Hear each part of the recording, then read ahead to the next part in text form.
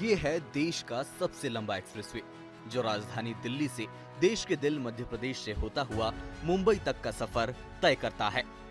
Delhi Mumbai expressway देश के दो बड़े शहरों को जोड़ने के साथ ही लोगों का सफर आसान करने के लिए शुरू हुआ, लेकिन ये लोगों के सफर को आसान करने के बजाय मुश्किल कर रहा है। आए दिन लोगों की मुसीबत बढ़ा रहा है। विस्तार न्यूज की टीम ने इस एक्सप्रेसवे के मध्य प्रदेश का जो शुरुआती दौर का हिस्सा है 245 किलोमीटर का, उसके 70 किलोमीटर के हिस्से का सर्वे किया है। और इस सर्वे में कई ऐसी जानकारियां निकल के आ रही है जिससे यह प्रतीत हो रहा है कि जिन उद्देश्यों को लेकर इस 8 लेन का काम शुरू किया गया है, जिन उद्देश्यों को लेकर यह 8 लेन शुरू किया गया है, वह उद्देश्य शुरुआती दौर में पूरे होते नहीं दिख रहे हैं। दरअसल एक्सप्रेसवे ने गाड़ियों में सफर करने वाले लोगों का रास्ता तो आसान किया, लेकिन इसमें सबसे बड़ा लूप होल बैरिकेडिंग को माना जा रहा है। एक्सप्रेसवे के आसपास रहने वाले लोगों को एक सिरे से दूसरी ओर जाने में परेशानी का सामना करना पड़ता है। इसीलिए स्थानीय लोगों ने अपने हिसाब से ही आने जाने की व्यवस्था बना ली। गाड़ियों से लेकर मवेशियों तक इसी सड़क के रास्ते हर कोई गुजरता है, जो आए दिन हादसों को न्योता देता है। अभी जो झाबुआ रतलाम के बीच में ही ज़्यादा गया हूँ मैं, तो मैंने वहाँ जो देखा है कि मोटरसाइकिलें बहुत ज़्यादा चल रही है। वहाँ पे साइकिलें भी चलती है। पशुपालक अपने पशु लेकर के 8 लेन के मध्य चराने के लिए आते हैं। शाम के वक्त काफ़ी बच्चे झुंड बना करके वहाँ पे मस्ती करते खेलते पाए गए, और इसमें जो कि बीच में भी काफ़ी हादसे हुए और हमेशा हादसा होने का खतरा मंडराता रहता है। दिल्ली मुंबई एक्सप्रेसवे केंद्रीय मंत्री नितिन गडकरी के ड्रीम प्रोजेक्ट्स में शुमार है। पीएम मोदी इस प्रोजेक्ट के पहले फेज की शुरुआत भी कर चुके हैं।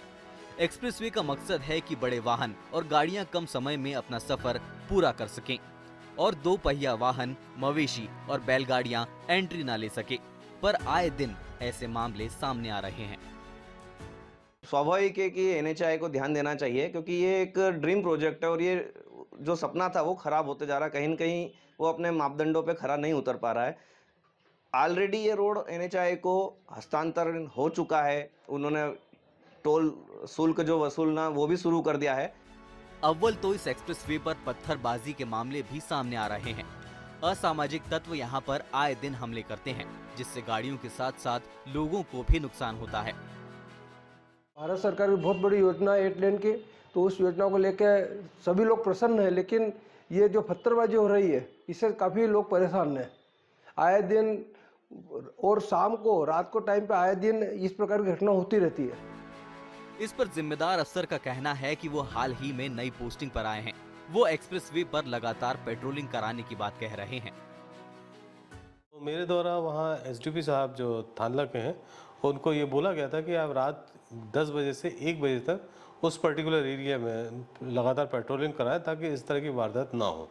कि पिछले 3-4 दिन से मेरे ख्याल से तो ऐसी कुछ वारदात हुई नहीं है, तो पुलिस की पेट्रोलिंग लगातार चालू है। जिम्मेदार अफसर से लेकर परेशानी से जूझ रहे लोगों की बात आपने सुनी। अब उनका पक्ष भी सुन लीजिए, जिन्हें इसके लिए जिम्मेदार माना जा रहा है, क्योंकि गाड़ियों का सफर आसान करने वालों ने वहां रहने वाले लोगों के बारे में नहीं सोचा। नया गांव का हमारा रास्ता नहीं है निकलने का, और घूम के आना पड़ता है हमको बेड़ा बजा के।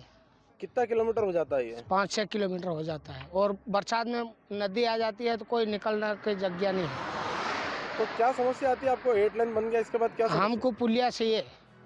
झाबुआ के कलदेला गांव में किसानों की जमीन से एक्सप्रेसवे गुजरा है। एक्सप्रेसवे के दोनों तरफ किसानों के खेत है। इस पार से उस पार जाने के लिए मजबूर किसानों को 5 से 6 किलोमीटर घूम कर जाना पड़ता है। मेरा खेत एक उधर है, तो उस खेत में जाने के लिए मुझे यहाँ से पूरा 6 किलोमीटर घूम के जाना पड़ता है। जैसे अभी मेरे यहाँ पे अभी हमने गेहूँ काटे हैं, गेहूँ काट के ले जा के लिए हमको घर ले जाने के लिए यहाँ पे हम पहले सीधे कच्चा रास्ता होता था तो सीधे हम घर चले जाते थे, 1 किलोमीटर पड़ता था। अभी यहाँ से पूरा घुमा के ले जाना पड़ता है, और जब बारिश होती है तो नदियाँ फुल हो जाती है, तो नदियों के पार जाने के लिए भी वहाँ पे रास्ता नहीं बना हुआ। तो यहाँ से हम निकल के जाते हैं तो पूरा घूमना पड़ता है। साथ में इसका हमारा जो ट्रांसपोर्टेशन का खर्च है वो बढ़ जाता है, हमारे मजदूर बढ़ जाते हैं, साथ ही साथ में हमको ज़्यादा मेहनत लगती है उसके साथ में। यानी जिस एक्सप्रेसवे से लोगों को सहूलियत होनी थी, वो सफर करने वालों और स्थानीय रहवासियों के लिए मुसीबत का सबब बनता जा रहा है। सिद्धार्थ कांकरिया, विस्तार न्यूज।